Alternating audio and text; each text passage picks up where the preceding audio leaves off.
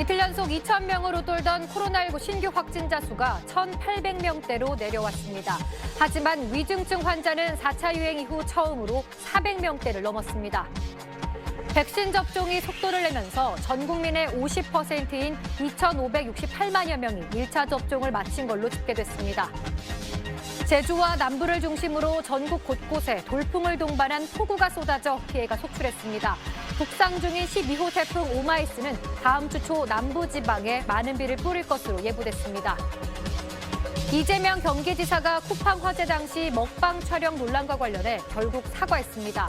국민의힘 이준석 대표는 운전대를 뽑아가는 상황이라며 경선 준비 주도권을 둘러싼 당내 갈등을 우회 비판했습니다. 잠시 후 8시 뉴스에서 뵙겠습니다. 이틀 연속 2,000명으로 돌던 코로나19 신규 확진자 수가 1,800명대로 내려왔습니다. 하지만 위중증 환자는 4차 유행 이후 처음으로 400명대를 기록했습니다. 백신 접종이 속도를 내면서 전 국민의 50%인 2,568만여 명이 1차 접종을 마친 걸로 집계됐습니다. 제주와 남부지방을 중심으로 전국 곳곳에 돌풍을 동반한 폭우가 쏟아져 피해가 속출했습니다. 북상 중인 12호 태풍 오마이스는 다음 주 초 남부지방에 많은 비를 뿌릴 걸로 예보됐습니다. 이재명 경기지사가 쿠팡 화재 당시 먹방 촬영 논란과 관련해 결국 사과했습니다. 국민의힘 이준석 대표는 경선 버스에 앉았더니 운전대가 없다며 일부 인사가 리더십 흔들기를 시도하고 있다고 비판했습니다. 다음 소식입니다. 오늘 하루 전국 대부분 지역에 많은 비가 내렸습니다. 곳곳에선 비 피해도 잇따랐는데요. 불어난 하천물에 사람이 고립되고 강한 비바람에 나무가 쓰러져 캠핑 온 아이들이 다치기도 했습니다. 한소희 기자입니다. 한국 복싱의 전설로 불리는 장정구 씨가 어젯밤 택시기사를 폭행한 혐의로 경찰에 입건됐습니다. 폭행 장면이 녹화된 블랙박스 동영상을 저희가 입수했는데 장 씨는 술에 취해 벌어진 일이라며 사과의 뜻을 밝혔습니다. 한성희 기자가 취재했습니다.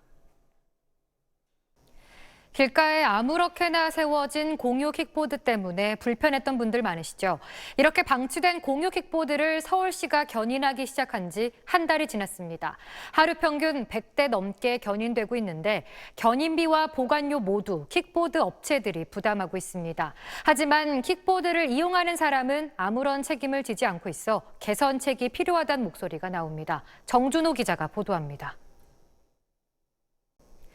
잇따른 화재 사고로 전기차 코나의 리콜이 시작된 지 반년이 지났지만 아직도 대상 차량의 60%가 리콜을 받지 못했습니다. 언제 리콜을 받을 수 있는지도 모른 채 배터리를 90%만 충전하라는 권고만 받고 있어 운전자들의 불만이 큽니다. 이성훈 기자입니다. 코로나19로 외식이 줄고 집에서 먹는 시간이 늘면서 가정 간편식에 대한 관심이 뜨겁습니다.